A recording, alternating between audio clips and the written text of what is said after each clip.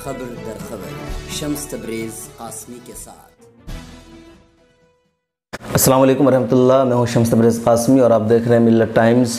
सैलाब एक ऐसा मसला है जिससे हिंदुस्तान का मुतअद्दिद सूबा मुख्तलिफ़ मरहलों में मुख्तलिफ़ वक्तों में मुतासिर होता रहता है। ख़ासतौर पर अगर हम बिहार और आसाम की बात करें तो हिंदुस्तान की दो ऐसी रियासत है जो हमेशा हर साल सैलाब से मुतासिर होती है और लाखों लोग इससे परेशान होते हैं। सैलाब आता है, 5 साल सैलाब से निकलने में लग जाता है, राहत और बाज़ाबादकारी का काम होता है। जैसे ही वो राहत की सांस लेते हैं फिर दोबारा सैलाब आ जाता है और दोबारा वो परेशान हो जाते हैं, नक़ल मकानी पर मजबूर होते हैं और तरक्की नहीं कर पाते हैं, पसमानदगी उनका मुक़द्दर बन जाती है। सैलाब हालांकि बिहार और आसाम में नहीं आता बल्कि हिंदुस्तान के मुख्तलिफ़ इलाक़ों में आता रहता है। कुछ साल पहले उत्तराखंड में आया था, बहुत बड़ी तबाही मचाई। पिछले साल केरला में सैलाब आया, बहुत बड़ी तबाही मचाई और अब तक वहाँ बाज़ाबादकारी का काम जारी है। लेकिन बिहार और आसाम की बात हम इसलिए कर रहे हैं कि यहाँ हर साल तकरीबन सैलाब आ जाता है। तो सवाल ये है कि क्या सैलाब इन इलाक़ों का मुक़द्दर बन चुका है? ऐसी कोई तदबीर नहीं है सरकार के पास कि वो सैलाब से निजात पा सके, कोई ऐसा तरीक़ा अपनाए जिससे सैलाब पर काबू पाया जा सके। आखिर मसला क्या है? क्या काबू नहीं पाया जा सकता है या फिर सरकार कोताही कर रही है, जानबूझकर इन इलाक़ों को नज़रअंदाज कर रही है? क्या इस इलाक़े के लोग हमेशा इसी तरह परेशान होते रहेंगे? इन्हीं तमाम इशूज़ पर आज हम खबर दर खबर में बातचीत कर रहे हैं। हमारे साथ हैं नौजवान स्कॉलर PhD होल्डर जनाब डॉक्टर मंजर इमाम कासमी साहब। मंजर इमाम कासमी साहब, मिल्लत टाइम्स में आपका बहुत स्वागत है। सबसे पहले ये कि हर साल की तरह इस साल भी सैलाब आ चुका है बिहार में और आसाम में और तकरीबन 55 लाख अफराद दोनों स्टेट के मुतासिर हैं। आसाम के 21 ज़िला मुतासिर है, बिहार के भी 11 ज़िला मुतासिर है और अररिया और सीतामढ़ी सबसे ज़्यादा मुतासिर है। तो ये जो सैलाब मुसलसल आ रहा है, क्या इससे बचने का कोई तरीक़ा नहीं है? सबसे पहले तो मैं आपका शुक्रगुज़ार हूँ कि इस अहम मौजू पे बोलने के लिए मुझे आप अपने स्टूडियो में आपने दावत दी। देखिए, सैलाब कोई नया मसला नहीं है। काफ़ी दिनों से बिहार का वो इलाका जहाँ से मैं बिलोंग करता हूँ वो मुतासिर रहा है। अब आपने एक बड़ा अहम सवाल उठाया है कि क्या इसको रोका जा सकता है, क्या तदाबीर हो सकती है। ज़रूर रोका जा सकता है। मैं सबसे पहले अपने इलाके के बारे में बता दूं। एक तो वहाँ पे अभी तक गवर्नमेंट की तरफ से कोई सीरियसनेस कभी दिखाई नहीं दी है। एक महानंदा वाटर बेसिन प्रोजेक्ट बहुत पुराना प्रोजेक्ट है, उस पर काम होना था, वो अब तक काम नहीं हुआ है। आपको मैं बता दूं, आप वेबसाइट पे जाके चेक कर सकते हैं। वर्ल्ड बैंक ने कई बार मिलियंस ऑफ डॉलर्स दिए हैं और जो लास्ट उसका इंस्टॉलमेंट आया है उसमें स्टेट गवर्नमेंट और सेंट्रल गवर्नमेंट दोनों सिग्नेटरी है। वो एक बड़ी रकम है जो मिली हुई है और अगर उसका सही इस्तेमाल हो जाए तो वहाँ लोगों की जानों की हिफाजत का कोई नया तरीका। वो क्या तरीका है जो महानंदा बेसिन है, किस तरह से, मतलब वो? देखिए, मैं तो एक बात बताता चलूँ। मरहूम हमारे डॉक्टर APJ अब्दुल कलाम साहब ने एक विज़न दिया था। उनके बहुत सारे विज़न थे, उसमें से एक विज़न ये भी था। और उस वक्त मैं बता दूं BJP ही के एक बहुत बड़े सीनियर लीडर हमारे आदरणीय जो अब नहीं रहे इस दुनिया में, अटल बिहारी वाजपेयी जी की हुकूमत थी, उनसे भी मिलकर उन्होंने ये बात कही थी कि हाँ, तो वाजपेयी जी की हुकूमत में भी उन्होंने ये बात कही थी और उसी ज़माने में ये बात रखी थी कि हमारा देश एक अजीब तरह की परेशानी से जूझ रहा है कि कहीं सैलाब से लोग डूब रहे हैं, पानी से लोग परेशान हैं, तो कहीं सूखा पड़ा हुआ। आज भी देखिए चेन्नई में आज की खबर है, सूखा पड़ा हुआ है। बिल्कुल, आज भी खुद दिल्ली में लोग पानी के लिए मर रहे थे। आज तो बारिश होगी, हुस्न इत्तेफाक है। हालिया रिपोर्ट के हिसाब से पीने का पानी अभी अवेलेबल नहीं होगा। तो ये जो पानी बर्बाद जा रहा है और बर्बाद इस तौर पे कि एक बड़ी आबादी को बर्बाद करके जा रहा है, इस पानी का सही इस्तेमाल क्या हो सकता है? इस पानी को चैनलाइज करने की ज़रूरत है कि वो इलाके जो तराई के हैं जहाँ पानी ज़्यादा आता है, अगर हुकूमत इन्वॉल्व हो, सीरियसनेस दिखाए तो उन पानी को दूसरी जगह पे ले जाया जा सकता है, खेती के कामों में लाया जा सकता है, हाइड्रो पावर प्रोजेक्शन के लिए, इलेक्ट्रिसिटी जनरेशन के लिए ये सब पानी इस्तेमाल में आ सकता है। और मैं ये बातें सिर्फ कंजक्चर के तौर पर नहीं कह रहा हूँ। मैं अभी रिसेंटली मैंने मुताला किया, येलो रिवर एक चाइना में है, आप गूगल कर सकते हैं, उसके बारे में थोड़ी बहुत जानकारी ले सकती हैं। येलो रिवर को भी दुनिया के एक बहुत खौफनाक नदियों में शुमार किया जाता था और बहुत अकर्स्ड किस्म की नदी माना जाता था। उसके पानी को 2 साल के अंदर चाइना ने कंटेन कर लिया और उसको वहाँ अभी उससे मतलब इरिगेशन का काम हो रहा है, उससे इलेक्ट्रिसिटी जनरेशन का काम हो रहा है। उससे छोटी नदियाँ हैं, उससे कम ख़तरनाक नदियाँ हैं जो इन इलाकों से गुजर के जाती, जो मेन नदियाँ हैं कोसी और महानदी, इन पानियों को अगर इनके पानियों को अगर कंट्रोल किया जाए तो ये हमारे देश के हित में होगा। देश के बहुत से वो भाग जहाँ पे सूखा पड़ा हुआ है वहाँ बहुत फ़ायदा होगा। जहाँ लोग पानी के लिए तरस जाते हैं कि खेती में को कैसे करना, और बहुत कॉस्टली पड़ता है उनको मशीनों और दूसरे पंप सेट वगैरह और दूसरे ज़रिए से पानी लाने में, वो इस पानी का इस्तेमाल मतलब यहाँ खेती भी तबाह हो जाती है, घर भी बर्बाद हो जाते हैं। और आपने चाइना की मिसाल दी कि वहाँ इससे ज़्यादा बड़ी तबाही होती थी जिसको लोगों ने कंट्रोल कर लिया। तो एक एग्जाम्पल है, क्या जा सकता है। अच्छा मंजर भाई, एक ये भी कहा जाता है कि जो आपके इलाके सीमांचल में सैलाब आता है या खुद सीतामढ़ी की चंपारण में सैलाब आता है, तो उसकी एक बड़ी वजह मानी जाती है कि नेपाल पानी छोड़ देता है। नेपाल जब अपना फाटक खोल देता है तो उसका पानी आता है और शिमाली बिहार का जो हिस्सा है उसको वो अपनी जद में ले लेता है। तो आखिर नेपाल का इंडिया का एक एग्रीमेंट होता है या नेपाल खुद ब खुद ज़्यादा पानी होने की वजह से इस तरह का इक़दाम करता है? देखिए, हिंदुस्तान के जितने भी नेबरिंग कंट्रीज़ हैं और बाहर की भी जो कंट्रीज़ हैं, ख़ासकर नेबरिंग कंट्रीज़ की यहाँ बात आ रही है, सबके साथ लगभग वाटर एग्रीमेंट्स हैं। बांग्लादेश के साथ है, पाकिस्तान के साथ इंडस वाटर ट्रीटी, जो इंडस वाटर ट्रीटी है, जो हिंदुस्तान और पाकिस्तान के बीच में सबसे बेहतरीन एग्रीमेंट्स में से एक एग्रीमेंट शुमार किया जाता है। तो ऐसा नहीं है कि ताल्लुकात नहीं हैं।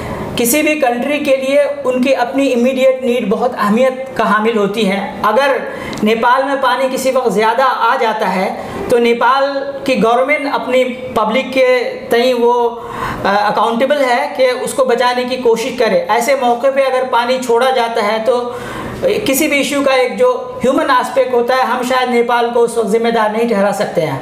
हाँ, जिम्मेदारी हमारी हुकूमत की उस वक्त बनती है कि जब ये मामला बार बार सामने आ रहा है तो जो डैम्स बने हैं उनकी लेंथ विड्थ क्या है और जो पानी आ रहा है वो कितना पानी आ रहा है, उसको कंट्रोल करने का क्या तरीका हो सकता है।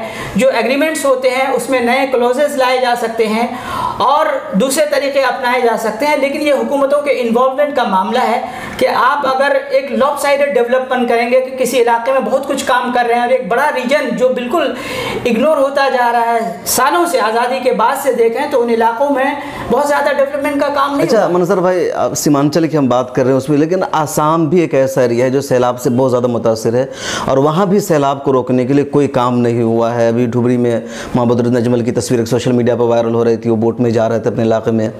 तो आखिर इन इलाकों को सरकार क्यों नज़रअंदाज कर रही है? वर्ल्ड बैंक से फ़ंड भी आया हुआ है, क्या मुसलमान इस एरिया में ज़्यादा है वो मुतासिर होती है इस वजह से, या कुछ और वजह है नज़रअंदाज करने की? नहीं, इस तरह की बात तो मैं नहीं कह सकता कि नज़रअंदाज इसलिए कर रहे हैं कि पर्टिकुलर कम्युनिटी के लोग बसते हैं। लेकिन ये है कि जो बॉर्डर रीजन्स हैं वो ज़्यादा पावरफुल होने चाहिए, चाहे ये इशू आसाम का हो या बंगाल का हो या बिहार का हो। इंसान तो सब जगह इंसान है और ये हमारे देश का हिस्सा है। अगर प्रॉब्लम है तो हुकूमत को इन प्रॉब्लम को एड्रेस करना चाहिए। और जहाँ तक आसाम का मामला, आसाम में तो जो नदी है वो बहुत ही ख़तरनाक है और कई किलोमीटर तक लोग आसपास बसते नहीं हैं, चूँकि वो नदी कब इधर से उधर जाए, कब इधर, एक बड़ी आबादी हमेशा मुतासिर रहती है। तो इन मसाइल पर हुकूमत को तवज्जो देनी चाहिए और सिर्फ सेंट्रल गवर्नमेंट नहीं, स्टेट गवर्नमेंट को भी बहुत। अच्छा, वर्ल्ड बैंक की बात आई है, वर्ल्ड बैंक ने फ़ंड दिया हुआ है, तो क्या वर्ल्ड बैंक का काम सिर्फ फ़ंड दे देना है, या अगर उस फंड को उस मुल्क की सरकार जैसे इंडिया को दिया वो यूज़ नहीं कर रही तो क्या उसको बास-पुरस करने का हक़ नहीं है, दबाव डालने का या जवाब तलब करने का कि लोग मुतासिर हो रहे हैं, तबाह हो रहे हैं, आपने क्यों उसका यूज़ नहीं किया?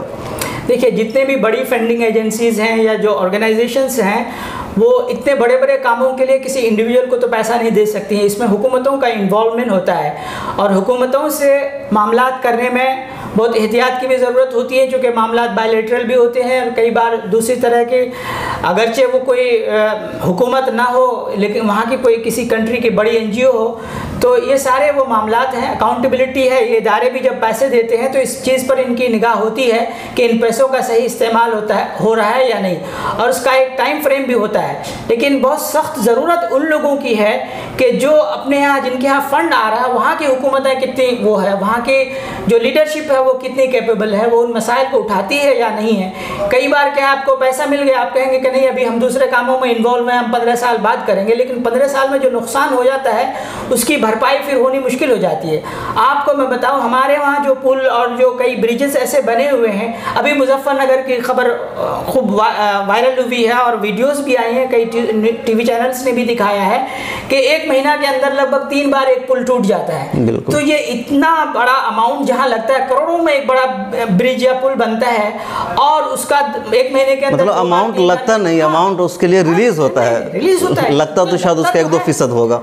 तो अब ये बात तो आप दूसरी बात कहती है, अगर पूरा वो अमाउंट लग जाए तो मुझे नहीं लगता कि वो पुल टूट जाएगा। गांधी जी ने कहा था एक मौके पे कि जो पैसा यहाँ से जाता है उसका आधा भी मिल जाए तो बहुत भला हो जाएगा इसका, और लगभग 90% 80% पैसा कहीं और सर्फ हो जाता है। तो इन चीज़ों पे गौर करने की भी ज़रूरत है। अकाउंटेबिलिटी फिक्स होनी चाहिए, इन कामों की मॉनिटरिंग होनी चाहिए और गवर्नमेंट खुद अपनी एजेंसीज को रखें, इंडिपेंडेंट लोगों को रखें, इसके ऊपर कमीशंस रखें कि अगर सड़क बनी है या कहीं एक ब्रिज बना था या कोई पुलिया था तो वो टूट कैसे गया। जो इंजीनियर्स उसमें इन्वॉल्व हैं, जो लोग अच्छा मनसर भाई, जो आखिर उनकी तरफ से क्या कोताही हुई? सैलाब को रोकने के लिए जो तरीके इख्तियार किए गए बिहार में, ज़्यादातर वो बांध का एक ऊंची सी सड़क बनाई गई जिसको छड़की भी बोलते हैं, बांध भी बोलते हैं वहाँ की ज़ुबान में, तो अक्सर टूट जाता है जब भी सैलाब का मौका आता है। आखिर उसमें क्या कमी रह जाती है?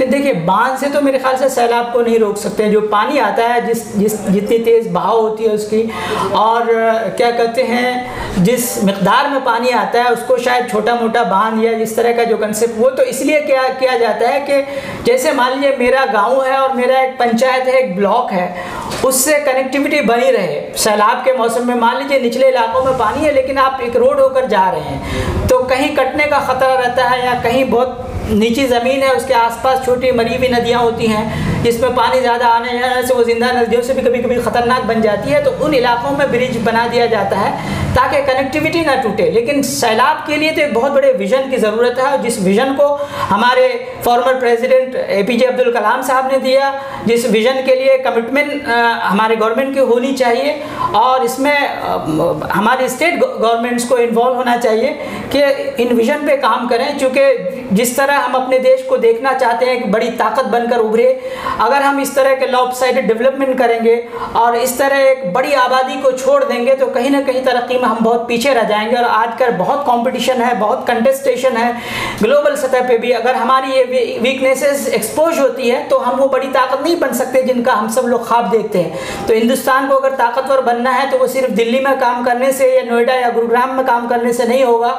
दूसरी जो छोटी जगह हैं, जो इलाकाई जगह हैं, जो दूसरे रीजन्स हैं, वहाँ पे भी डेवलपमेंट के काम करने पड़ेंगे। हुकूमतों को उस पर ध्यान देना पड़ेगा।